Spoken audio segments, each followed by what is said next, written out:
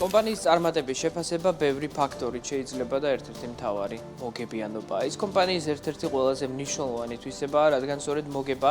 ასახავს თუ რამდენად მდგრადი და გრძელვადიანად სიცოცხლის უნარიანია ესა თუ ის კომპანია თუ ორგანიზაცია. მოგებიანი ბიზნესი ქმნის უფრო მეტ შემოსავალს და დოვლას, ვიდრე ის, რომელსაც აქციონერების ან სახელმწიფოს მუდმივი დახმარება სჭირდება. თუ კომპანიას არ აქვს სტაბილური მოგება, მას უჭირს ოპერაციების დაფინანსება, თანამშრომლების ანაზღაურება და კონკურენციაში შესვლა, რაც ხშირად კომპანიის გაკოტრებით სრულდება. დღევანდელ საქმიან საღამოში რეიტინგების ფორმატში იმ კომპანიებს გაგაცნობთ, რომლებიც ყველაზე ეფექტიანებიანი არიან, ანუ ყველაზე დიდ მოგებაზე მუშაობენ. პირველ ადგილს ამ ძალიან საინტერესო რეიტინგში იკავებს საუდი არამკო, უდიდესი კომპანია, ნავთობმომპოვებელი გიგანტი პლანეტაზე, რომელმაც გასულ წელს თითქმის 121 მილიარდი დოლარის შემოსავალი წმინდა მოგება მიიღო, შემოსავალი იყო გაცილებით მაღალი. საინტერესო რომ 2023 წელი იყო აგრეთვე რეკორდული საუდი არამკოსთვის, როცა თითქმის 170 მილიარდი დოლარის წმინდა მოგება გამოიმუშავა საუდის არაბეთის ამ ძალიან საინტერესო კომპანიამ, რომელიც უმეტესად ნავთობს და გაზხილს, მაგრამ ცხადია ასევე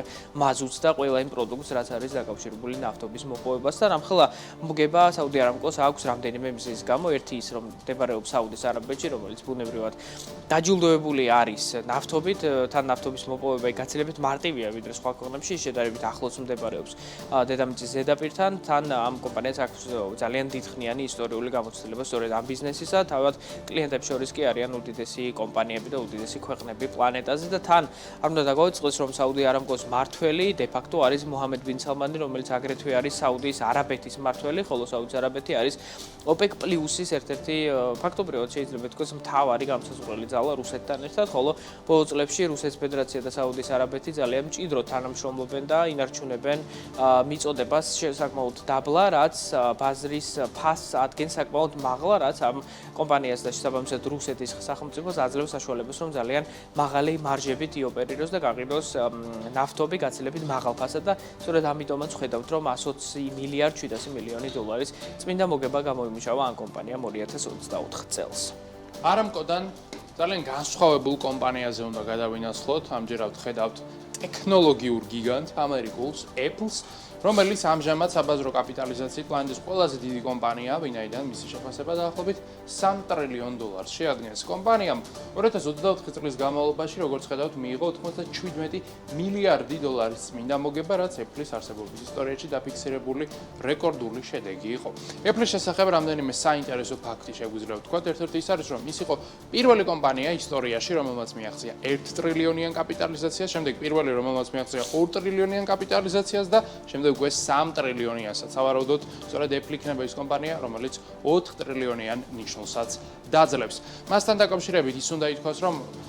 ტექნოლოგიურ სექტორში ერთ-ერთი ყველაზე დიდი მოგების მარჟა აქვს მას წლების განმავლობაში, ეს არის დაახლოებით 35-დან 40%-ის ფარგლებში მოგების მარჟა, რაც იმითი არის განპირობებული, რომ Apple-ის პროდუქცია ძალიან უყვართ მომხმარებლებს და ლოიალურობის მაჩვენებელი იმდენად მაღალია, რომ Apple-ს ფაქტობრივად ნებისმიერ ფასად შეუძლია პროდუქციის გაყიდვა, ის ამითი კლიენტებს უბრალოდ არ კარგავს. ასევე Apple-ს რამდენიმე უპირატესობა აქვს, ეს არის რა თქმა უნდა ის ხარისხი და ის ტექნოლოგიური შესაძლებლობები, რომელთაც Apple-ის პროდუქციაში ვხედავთ, ამავდროულად პროდუქციის მრავალფეროვნებაც უწყობს ამას, ყველაფერს ხავს, ვინაიდან Apple-ის, ასე ვთქვათ, არსენალში შეხვდებით როგორც VR ჩაფხუტს, აგრეთვე ყურსასმენებს, კომპიუტერებს, სპეციალურ გამოთვლელ მანქანებს და აგრეთვე iPhone-ებსაც, რომელთაც პლანეტის მასშტაბით დიდი რაოდენობით მოიხმარენ და თანაც Apple-თან დაკავშირებით ის უნდა ითქვას, რომ კომპანია 2012 წლიდან არის დივიდენდური, ანუ ის ამ მოგებას პირდაპირ გზითაც ანაწილებს ინვესტორებზე. თანაც ის არის მზარდი აქცია, ანუ ერთდროულად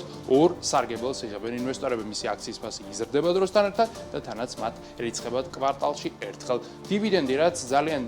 მიმზიდველი რამ არის და სწორედ ამიტომაც ხედავთ, რომ Apple კომპანიების რეიტინგში საბაზრო კაპიტალიზაციით პირველ ადგილს იკავებს, ხოლო მოგებით მეორე ადგილს. Apple-დან უნდა გადავინაცვლოთ კომპანიაზე, რომელიც Apple-თან ძალიან მჭიდროდაა დაკავშირებული, რადგან მისი ამ რეიტინგში მოხვედრა სწორედ Apple-ს უკავშირდება. ეს კომპანია არის Berkshire Hathaway, რომელიც დააფუძნა თავის დროზე Warren Buffett-მა, რომელიც დღეს ასრულებს და ატარებს ლეგენდარული ინვესტორის ტიტულს. მის გვერდით აღარ არის Charlie Munger, მისი ძალიან გრძელვადიანი საინვესტიციო პარტნიორი, მაგრამ დღესაც აგრძელებს Berkshire Hathaway ძალიან მცირე, მაგრამ ეფექტიანი გუნდით მუშაობას და დღეს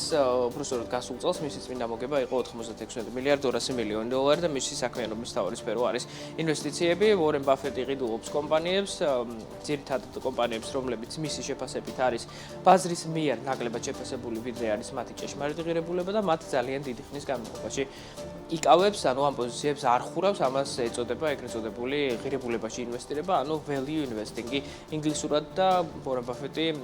Graham Bell-თან ერთად შეიძლება ითქვას, რომ არის ერთ-ერთი ფუძემდებელი სწორედ ამ ძალიან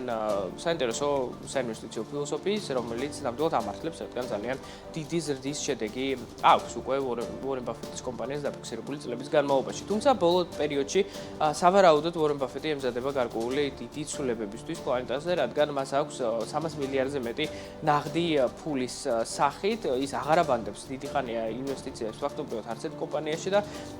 რასაც აკეთებს ის მცირედი ზრდის საკუთარ პოზიციებს სხვა კომპანიაში, მათ შორის ნავთობმოყვებულ ოკციდენტალ პეტროლეუმში, მაგრამ ძირითადად Apple-ის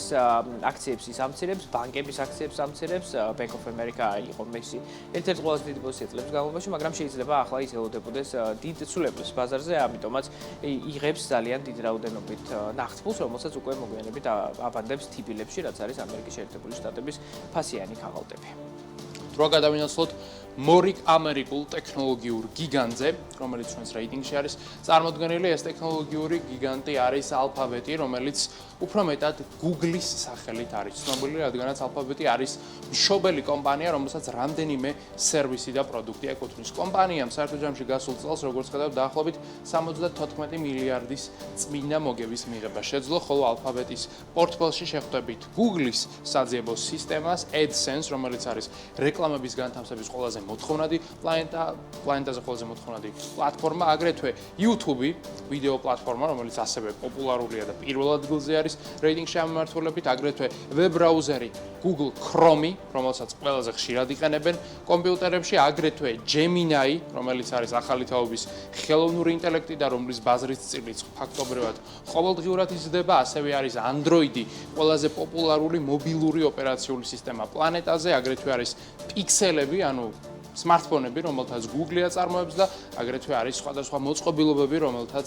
Google-ის არსენალში შეხვდებით. საერთო ჯამში Alphabet-ს რამდენიმე სახის პროდუქტი აქვს, აქ არის როგორც cloud მიმართულება, არის გამოთვლითი მიმართულება, მაგრამ მთავარი ბიზნესი Alphabet-ისა ეს არის, რა თქმა უნდა, საძიებო სისტემა და საძიებო ბაზრის 90%-ზე მეტი უკვე 10 წლეულებია უჭირავს Google-ს და სავარაუდოდ მომდენო 10 წლების განმავლობაში Google ამ პოზიციის დათმობას არაპირებს. ასევე Google არის პლანეტის ყველაზე დიდი სარეკლამო სააგენტოც, რადგანაც პლანეტაზე გენერირებული რეკლამების ყველაზე დიდი ნაწილი სწორედ Google-ში არის განთავსებული. ამერიკულ Google-თან ერთად ძალიან საინტერესო პროდუქტების და სერვისების პორტფელი აქვს იმ კომპანიას, რომელიც მეხუთე ადგილს იკავებს. ეს კომპანია არის Microsoft-ი, რომელიც დააფუძნა თავის დროზე Bill Gates-მა, ერთ დროს პლანეტის ყველაზე მდიდარმა ადამიანმა. წმინდა მოგება ამ კომპანიისა 2024 წელს იყო 72 მილიარდ 400 მილიონი დოლარი და ის პირდაპირ უკავშირდება იმ პროდუქტებსა თუ სერვისებს, რომელსაც Microsoft-ის პორტფელში ხვდებით, დაწყებული Windows-ით, რომელიც ყველაზე პოპულარული ოპერაციული სისტემაა კომპიუტერებისთვის პლანეტაზე, აგრეთვე Microsoft-ის რიგებში ხედავთ Microsoft Office, რომელიც ხადია Windows-თან არის დაკავშირებული, მაგრამ ამასთან ის ფლობს Excel-ს, Word-ს და სხვა მსგავს პროდუქტებს, რომელთაც ფაქტობრივად ყველა ოფისში იყენებენ და ცხადია ბოლო პერიოდის ამბებიდან გამომდინარე არ უნდა გამოგრჩეს არც ერთ ვარიანტში OpenAI, რომელიც არის Microsoft-ის შვილობილი კომპანია და რომელიც ქმნის მსოფლიოში ყველაზე პოპულარულ ხელოვნურ ინტელექტ ChatGPT-ს საინვესტიციო რაუნდი ჰქონდა ცოტა ხნის წინ OpenAI-ს და 340 მილიარდ დოლარამდე გაიზარდა მის შეფასება, რაც ხადია ზრდის აგრეთვე Microsoft-ის შეფასებასაც, რომელიც ისედაც ეფექტიანი კომპანიაა და 10 მილიარდ დოლარს აგენერებს წმინდა მოგების და შემოსავლის სახით.